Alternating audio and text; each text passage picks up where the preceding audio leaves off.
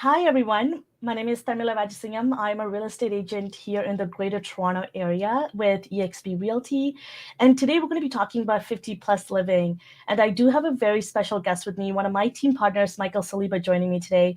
And we're going to be talking about a number of things. And he is a certified designated SRES. And I think I'm going to pass it on to you, Michael. Why don't you give everyone a little bit of an introduction about who you are, what that is, what that certification is all about, and what we're going to be talking about today. Sure, and thanks for having me.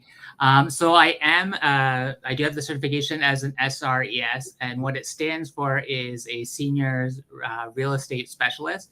But it's not just for seniors; it's actually for older adults and people planning for that whole phase of life.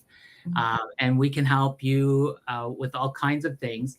But it's important that you work with a SRES or someone who has the designation, because they ask questions and they think about those little things that your everyday realtor may not even consider. Things like making sure you're close to medical help. You may want to be employed as a senior or an older adult. You want to make sure there's opportunities nearby. So same thing, just about location. There's all kinds of things, but we'll get into that in a bit. But yes. Yeah, that's awesome. I know this is one of those topics that even when I posted about it, people were contacting me telling me that, oh, I didn't really think about that. And usually that age group 50 is not usually considered as seniors, and why it's that preparation. And I love that you're going to go into kind of the details about what that all about and how why it's so important that we work with someone like you, and what that is like for someone kind of in that situation, whether they're planning for retirement, whether they're upsizing, downsizing, whatever the circumstances or the reason that you want to make a move at that age. And we'll get into that in a little bit. Sure. And I did bring a few questions for you to see if things you've thought about or are in your realm of knowledge. So my first question is, how many Canadians are living in multi-generational homes, do you think? And I'll give you four choices. Okay.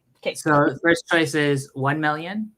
Mm-hmm. Second choice, so A, 1 million, B, 2.2 million, C, 4.7 million, or D, 7.3 million. I feel like it's a lot. Maybe 4.7 million. You're almost doubled what it is. It's 2.2 million. These numbers, of course, are approximate. They're not exact, Yeah. but I mean, everywhere I can think of, I definitely know there's multi-generations living home. The grandparents are moving in with the kids to take care of the grandchildren, or vice versa sometimes, because of the crazy housing market and how expensive it can be. Those are some options there. Now, the next... Yeah, I'm actually working with a client right now who's very similar. She's in her 80s and she's going to be making a move, and very similar. And she's selling her 40 years multi-generational home, and her daughter's helping her kind of make the sale for her, and it's because of just changes, and she's going back home. So it is a big change for people, and often it is a home that they probably lived in for a really long time. So that is really... I'm not surprised that answer. It's a lot of people. Yeah, for sure. Next question is, how many Canadians spend time south of the border for half of the year? So choice A, 1 million. Choice B is 5 million. Choice C is over 500,000, or D, less than 200,000. Less than 200,000. I can't see a lot of people, and I'm guessing this is pre-COVID and just normally. Okay. Of course, but I mean, a lot of people probably, I would think, would still go down because the states are more open than we are. Correct. So you know what? Escape our and we can work. And you can work remotely. You're right. That's a massive factor. So maybe a little bit more than that. Maybe like 500,000. So in that that category. Yeah, so it's over 500,000, and this statistics actually is from Canada Post, I guess, to do with like mail forwarding and stuff like that, is how they figured it out. And so yeah, it's quite a large. But you think of the Florida communities and stuff like that, right? They're retirement communities galore down there. So yeah, it's definitely a big industry for for the US is the Canadians coming down there. Absolutely. Absolutely. No, that And is a massive Florida, Arizona too. Really? Wow. Arizona's another big retirement. That's awesome. Wow. That's great information. Thank you. No problem. Now, next question I have, this one's a little bit more tricky. Mm. Do you know what an ADL is and why they are important? Have you heard of an ADL? I don't know what the D stand for, but I'm assuming something like active living, or maybe not. So it actually stands for activity of daily living. Oh, close. I had some words in it. Okay. You're close, yeah. And these are things that are almost your basic things that brushing your teeth, getting dressed, being with a shower, using the washroom, all these things. So these are things that need to be taken into consideration. Can you do them? Can you not do them? And determine the level of care or assistance you may require during your transition. Wow. Okay. No, that's great information. So is this how you somewhat evaluate somebody from what their needs are?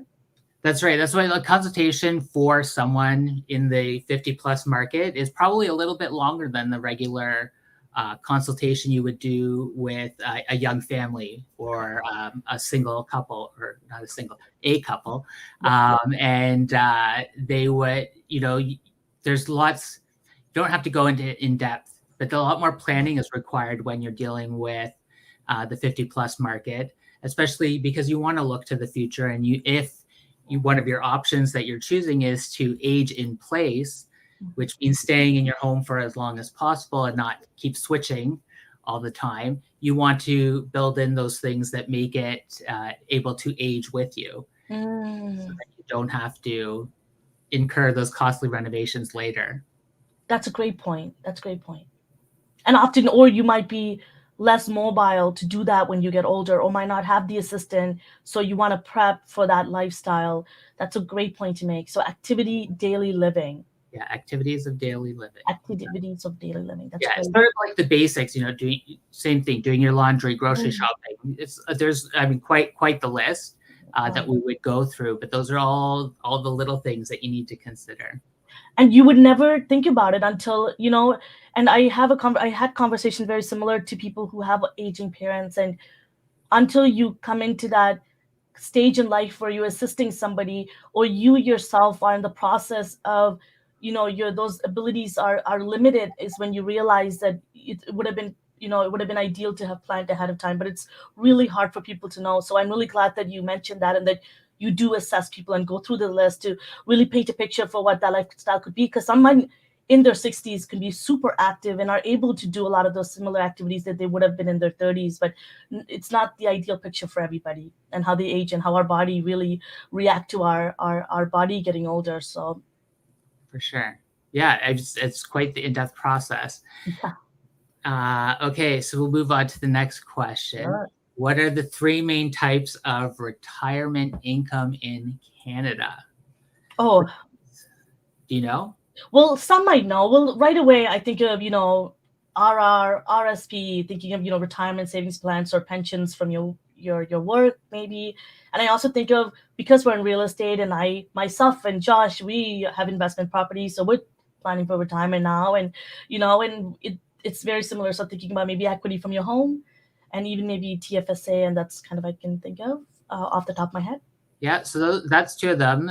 So you're either RSP or pension if you're one of the lucky few who have them. But a lot of older adults were in luck and still got a pension. And it was grandfathered in so that newer employees didn't get the pension, but the older people or the elder employees still, kept their pension going. So if you're lucky, that's one of the sources. And one of the others is, like you said, TFSA investments, or if you have any business income, or if, depending on your job, you may have had profit sharing and stuff like that. And so all of those things come into play.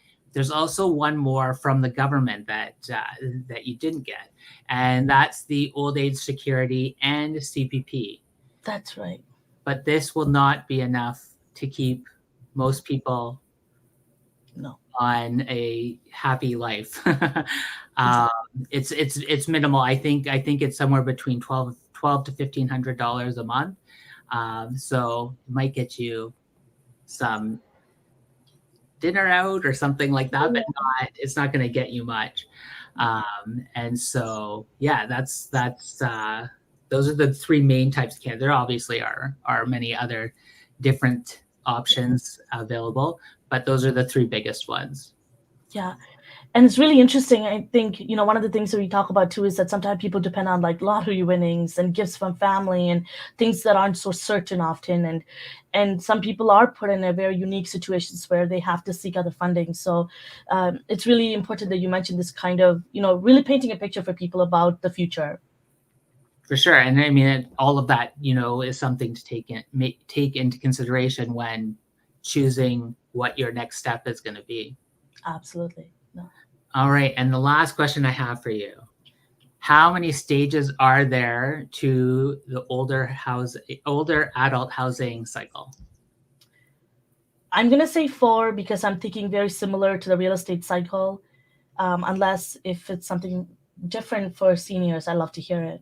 Yeah, no, there are 4. You are correct. But those 4 cycles are, they call it upsizing, usually happens at around age 50 or in the 50s. And that's maybe the older people are thinking about retirement and stuff like that. And they're going to maybe want to upsize their house because they're planning to babysit the grandchildren or have them over. But also what happens a lot of the times is that an adult child, because of what's going on in our economy and everything like that and housing prices, actually may be moving back home. And so they need a little bit of a larger house as well. And then the second cycle is the actual downsize. And that happens usually around age 65. They decide, we don't need all this space. It's a little bit more work. We want to relax now that we've, earned it and stuff like that. So that happens right at age 65. Now, age 70, 75 is the most interesting one. It's called the halfback because things can go either way at that point. Either you need maybe a little bit even smaller place than you originally got, or you're going to move to a larger place and or move back in with your children for extra support, or vice versa. Your children are going to move in with you for that extra support. And so you may need to upgrade to a larger house or condo or whatever you choose to live. And then the last one is your last home, which makes sense. And that usually happens around 80 to 85. That's when you start to require the assistance with the ADLs, stuff like that, and more of those. It's not 1 or 2 on the list. It's many of them that you may start requiring that assistance. And also, there's the different dementia, Alzheimer's, and all those other things that can affect older adults as they age. That's awesome. That's a ton of information. And as we go through really talking about, and I love that you asked all these questions to me so that there's a way for people to learn all of this and all the really the information that really go into when you look at working with someone 50 plus. And can we talk a little bit about this destination that you have? I don't think a lot of people that work in real estate don't even know what this is and why it's so different and that it matters for this age group. So what is an SRES? Where did you get it? What falls under this category of destination? Yeah. So the designation is actually from NAR, the National Association of Realtors in the US, but they offer a Canadian version of the course because, of course, things for us are a little different, right? We're not 401k and all their other things. I don't know much of them. I know most of our Canadian stuff. Yeah. And so they've upgraded the course and we have different things in Canada as far as out in BC, they have more co-housing and where it's older adults and young families living together, but they're also helping each other. The older adults are helping teach the children and the younger families are maybe doing the grocery shopping for the older adults within that community. So it's a small community of maybe, 10 to 15 houses and they share a lot of things. There may even be like a shared dining hall or something like that, and they take turns and they eat meals together. So there's so many different options that are Canadian specific versus the US. So yeah, they definitely split the course up. It's actually a 12-hour course, so it's not just some dinky 1-hour seminar or anything like that. And there is an exam at the end to make sure you actually have retained the information. Yeah. So yeah, I think it's a useful course. For me, it relates to something else that I'm really passionate about, and that's the accessible and barrier-free housing, which I believe you and I are talking about in just over a week. Yeah, next week, I think on Saturday next week. Yeah. And so it actually I think it goes hand in hand, because obviously all those accessible and barrier-free things become more important as you age, and maybe you're having mobility issues or the ADLs just in general, right? Yeah. And so, yeah, I just thought it was a great thing for me to get. And I actually like working with that crowd. I like, it's definitely more relationship driven. It's not just a transaction. And so that's why I went and pursued the designation. Yeah, you definitely have the personality for this, and I know you have a lot of passion for talking about, this, accessible living, so to say. And for anybody that's watching, if you have any questions, feel free to interact with us, leave it in the comment section below, or if you wanted to speak with Michael privately and get in contact with him, we'll talk about how you can get in contact with him as well. And if there's anything about this topic that you're feeling, and I think for me, when you and I sat together, Michael, and talked about the importance of 50 plus living and what this destination all means, to me, automatically my mind went to, there's a reason why this exists, and is because you're able to cater to these people in a way that their needs are understood differently. And so why should they work with someone like you? What is the importance of working with an SRES? I think part of having the SRES designation, if you really, really want to pursue it, it's about building the team around you, so that when you send out clients need something, you've actually vetted these people. It's not just giving them a name. You have a relationship with the vendor contractor who might be helping you. It's also the SRES designation. We've learned to work with people like certified relocation and transition specialists. And what those people do, I guess their thing is actually to help older adults transition, because sometimes people have been in their houses for 20 plus years before they move, or 40 plus years, like you had said in your example earlier. And, it's sometimes very hard emotionally to move. It's not just the transaction or changing location. It's all their memories and everything are there. And also 40 years of stuff is also to go through. And so these CRTS, certified relocation and transition specialists, actually go through and work with people. They're certified by the National Board of Alzheimer's Care to work with people, because they've got I think there's a huge psychological piece to it. And so these people are trained to do that same thing. There might be a minor or major hoarding issue because they're holding on to their memories and they're afraid to let them go. And so they need to work with somebody like that in order to help them pack up the house, and not so they take everything with them to the new, smaller space. They help them edit their belongings to find out what's the most important. So I think, I really think it is. It's just about having that team and relationship, not just a lawyer who handles wills. You need one that handles like power of attorney and living wills. Or what happens, do you want a DNR? Do you want, when you get to this certain point, when do you want them to stop providing care or let things take their course?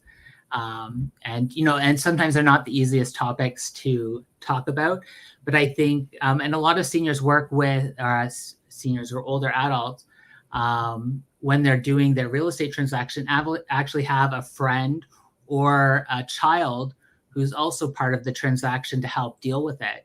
And the older adult is still the principal person you have the relationship with. And so you are taking direction from them, and they have to know that you are going to work with both of them, but you're taking your direction from them and not from their children, unless, of course, power of attorney is involved and it's that type of thing. But if the power of attorney hasn't actually been put into effect, then then it's still them that have control. The kids are not going to sell the house from under them. Yes, and the really interesting part here is a lot of people don't know this, and that's why why we're here. We want to share this information is because, to give you a little bit of a quick story here, Josh and I were involved in a transaction where we were talking to the person who had an aging parent who is actually very unill, and they mentioned that in the event that this person passes away, we may need to help list the property. But then the interesting part about it is that there were multiple siblings that were involved that weren't on the same page about what that property is going to look like, because it had it had a very long years of this multi-generational home of different family members passing through, cousins and families and children. And this is really interesting is because as family, people weren't on the same page. They didn't plan for their future. They didn't plan for who is going to take charge and ask questions and be involved. And it gets a little messy. And even as real estate agents, you'll be surprised, besides the logistical aspects and helping you make sure that your best interests are protected, often we're there for, an emotional perspective as well. And I kid you not, my last listing presentation, I think 80% of my conversation was about, reminiscing about their home and looking at their pictures and talking about, this next phase of their life and this new beginning, so to speak. So I'm really glad that you touched upon that. It's about really the relationship that we're here for, and to connect with you, to really prepare you for the other cycles of your housing needs as well as your life cycle. Yeah, it's crazy. You almost need a psychology degree Yeah. to help, but I think even in just normal real estate transactions, I still think that comes into play in general. Okay.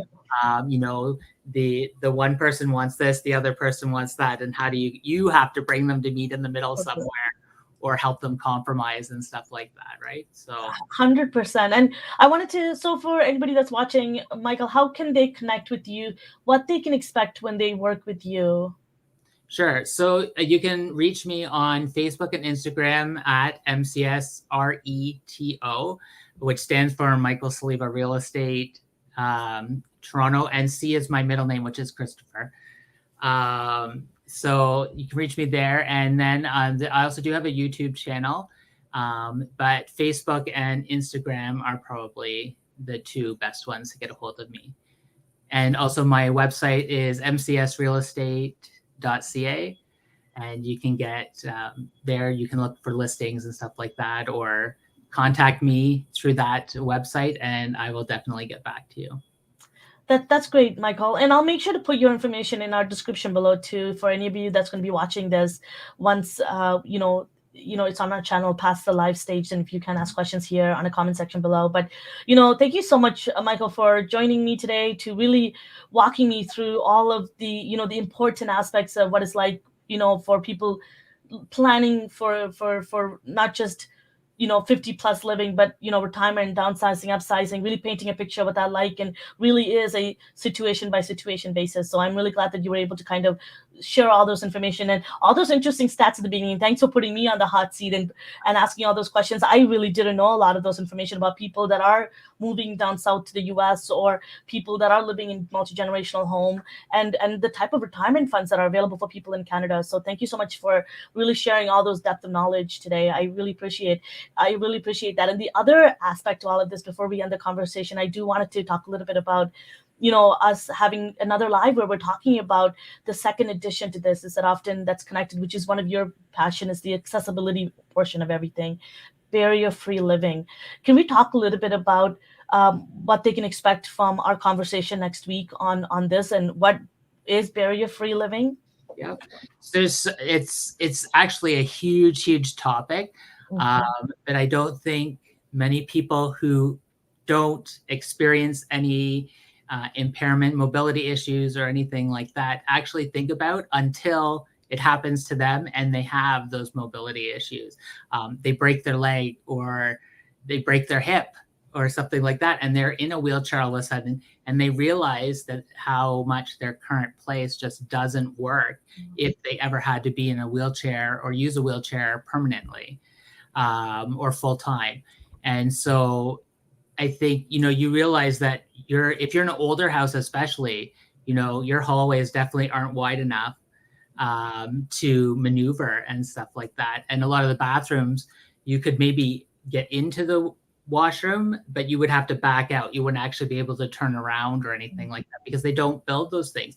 In the more current building code, those things are sort of taken into consideration. And actually condo buildings, when they're built now, newer ones, a certain percentage of the units have to be designed with all the accessible features. And a lot of times what they do is they just build everything with those things. So the halls are a little wider, the doorways are a little wider. And you're able to have that turning radius in the washroom. And so there's just so many little things that you think about. Even, instead of a round doorknob, you have to get the lever doorknob, because if you have grip issues, you may just want the lever you can just pull down with weight or whatever, right? And then you can open the door. So it's just so many little things to think about with being barrier-free and accessible.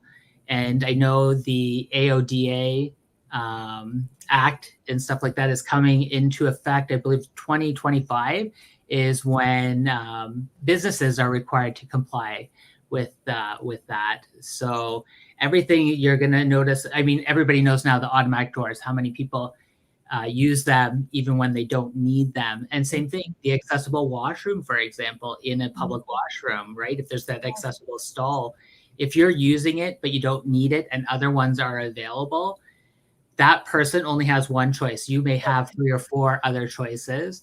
And so even things like that, right? You don't think about that until someone shows up who requires it.